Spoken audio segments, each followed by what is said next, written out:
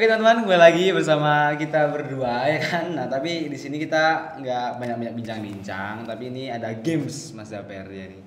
Di games ini ada tidak setuju sama setuju ya kan. Jepret aja. Nah jadi gini Mas Daper, ini saya ada pernyataan. Nanti Mas Daper setuju atau tidak setuju nanti jangan katanya setuju atau tidak, dan kalau setuju alasannya apa, tidak setuju alasannya apa. Gitu. Oke. Langsung aja. Tak pegang Yes, ya. siap. P. Gini aja kan yang tidak setuju Tak pegang adalah gini. ini kanan aja, kanan. Nah. Ini setuju, kiri. Nah. Oke, ini udah siap ya nih ya. Kita berdoa dulu, berdoa. Nah, enggak ini games enggak, ini games apa berilmu. Biar buat teman-teman kalian semua ya kan. Nah, pernyataan pertama, seorang seniman harus memiliki bakat sedari lahir. Ulangin. Seorang seniman harus memiliki bakat sedari lahir. Dereng. Udah setuju? Tidak. Seniman harus memiliki bakat. Kenapa? Nggak setuju. Yo. Masa dia lahir jadi bayi, pas lahir bayi langsung jadi dalang. Ya nggak mungkin juga. Ya. Karena nggak mungkin. Tapi kan gini, sebenarnya di dalang tuh, ya nggak langsung jadi dalang ya. Tapi dia butuh proses untuk belajar juga ya. Nah itu kan mereka nek dalang, misalnya dalang ya. Nah mereka kan dipegangin wayang dari kecil. Berarti jadi apa? Keterbiasaan kan. Kebiasaan. Nah sekarang misalnya dia ada SMK ki, dibilangin lah ya soalnya kamu bakat kok di dalangan. Lu enggak, karena dia udah terbiasa, enggak. Nah itu teman-teman, jadi nggak langsung lahir terus kita jadi punya bakat atau apa, tapi semua tuh ada proses gitu ya maksudnya. Iya. Nah itu. Nah kedua ini, apa ini? Alat penunjang atau fasilitas adalah faktor utama untuk kita berkembang menjadi seniman yang baik. Ya nggak? Apa? Alat penunjang atau fasilitas adalah faktor utama untuk kita berkembang menjadi seniman yang baik. Iya betul.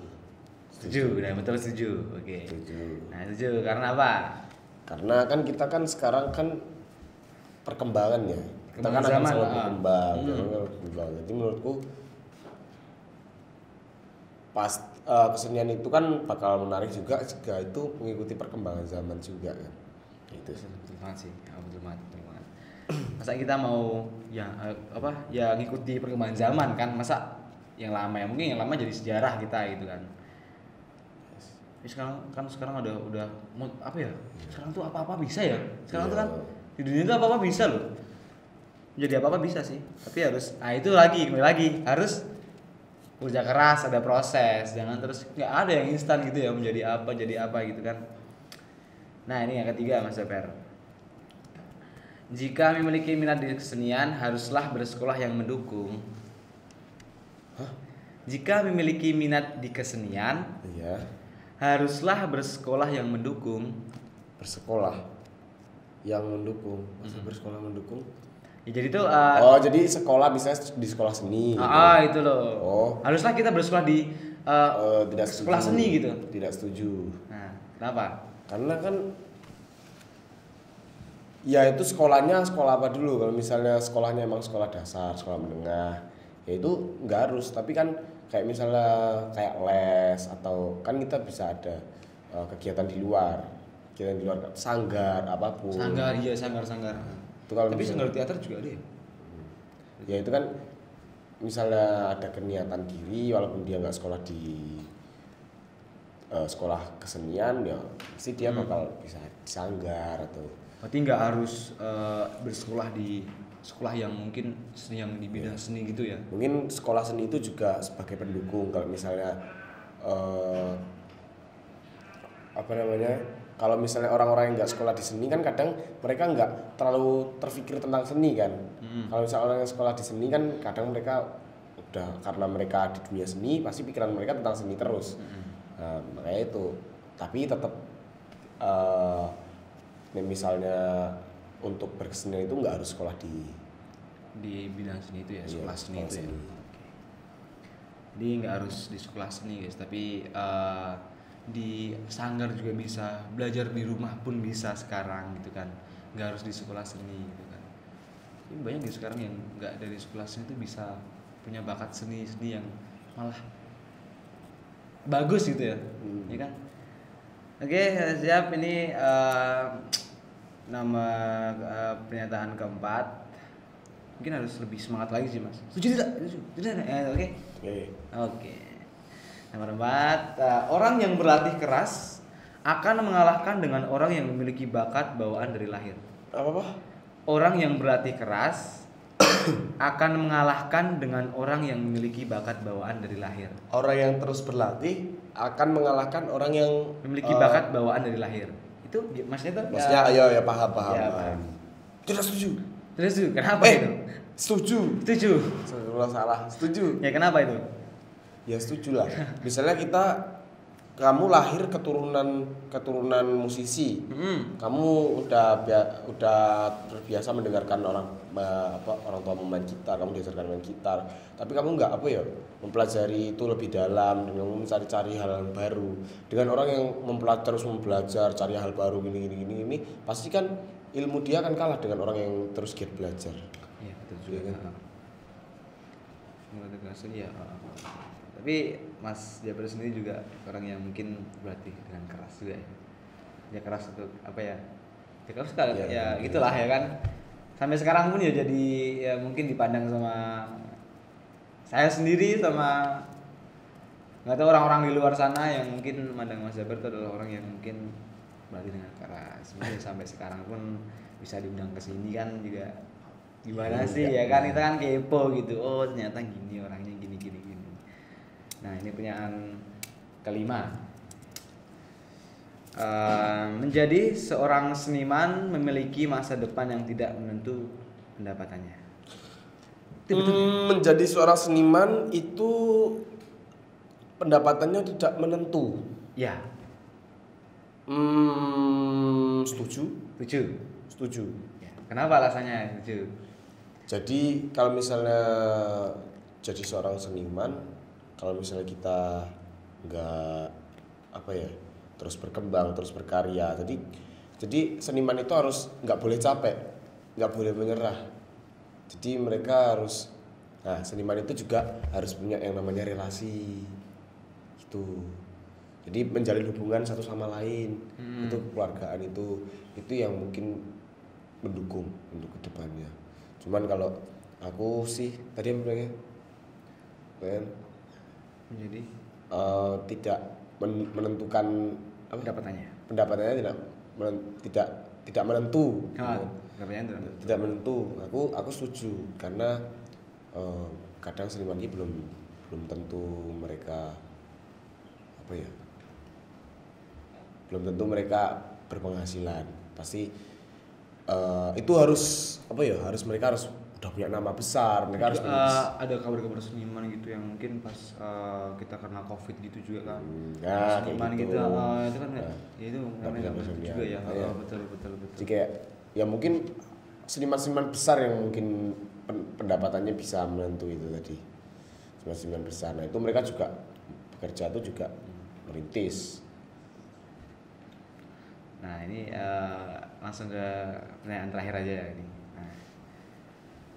Dari pendapat Mas Jabar sendiri, kan kebanyakan orang tua yang berpikir bahwa sekolah seni terlalu bebas dalam pergaulan. Itu setuju atau tidak?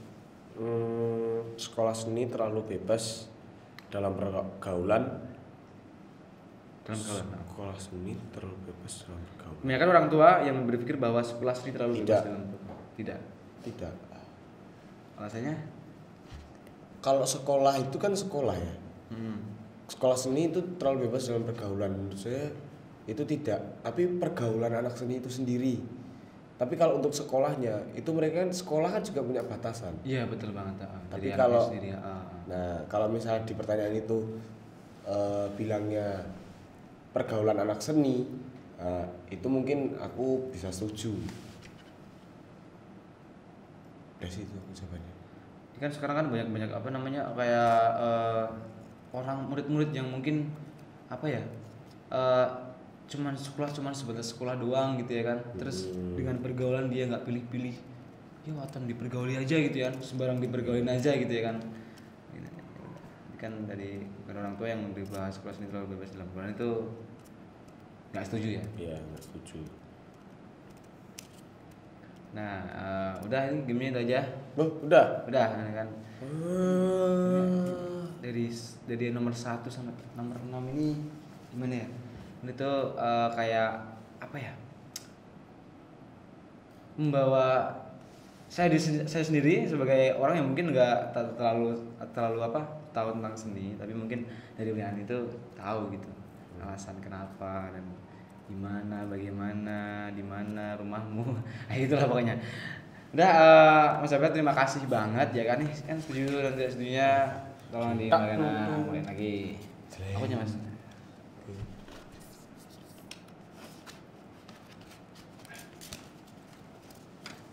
Oke Mas Jabar, dari pertanyaan tadi di sini toh. Nah ini Mas Jabar sendiri tuh ada pesan nggak sebelum saya memesan Gojek, maksudnya memesan Gojek. Sebelum saya kasih pesan kepada teman-teman semua gitu kan, ada satu atau harapan gitu kan bagi teman-teman di rumah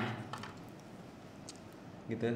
Ada nggak? Harapannya itu Pesan lah sebagai Mas Jabar itu sebagai apa ya, seniman anak muda yang berkarya ya kan, berkarya sejak dini ya kan. Nah itu tuh ya, apa sih yang harapan saya, pesan saya itu ya jangan pernah puas dengan apa yang udah kamu pelajari dan kamu dapatkan di hari itu. Gitu. Jadi teruslah haus tentang ilmu. Itu sih. kita harus bekerja keras buat ngasih apa berusaha buat mencari ilmu itu ya dalam-dalamnya gitu ya. Yes. Oke teman-teman, terima kasih, ini bincang-bincang agak lama tapi seru banget nih Mas. Kapan-kapan lagi bincang tapi di luar nggak apa kan. Oke teman-teman, terima kasih juga, terima kasih banget sama Mas Javier Hamamkusoi Wirawan sudah meluangkan waktu buat bincang-bincang sama kita di Tempo teman podcast ya kan. Kalau ada apa nanti calling aja nggak apa-apa di sini ya kan. Ini teman-teman terima kasih. Bakal ada keseruan lain dan di Tempo mungkin nggak lama lagi kita akan mengundang yang lebih asik dan lebih menginspirasi kita. Jadi pesan dari saya, ayo kita sesuai tema berkarya sejak dini. Dari Mas Jabar sendiri menjadi contoh bahwa motivasi, inspirasi itu terbangun dari diri kita sendiri, orang lain, dan mungkin dari dukungan orang lain, dukungan orang tua juga gitu kan. Nah, pesan dari saya, ayolah teman-teman di rumah kayak mau berkarya sejak dini, sejak sekarang, jangan dioyak-oyak, pokoknya langsung apa gimana ya? Ada keinginan langsung aja dikembangkan dari sekarang dan nanti jadi contoh kayak Mas Jabar ini sebagai seniman anak muda ya kan yang inspirasi dan motivasi. Oke, terima kasih. Saya Rasid Mazain undur diri. Wassalamualaikum warahmatullahi wabarakatuh.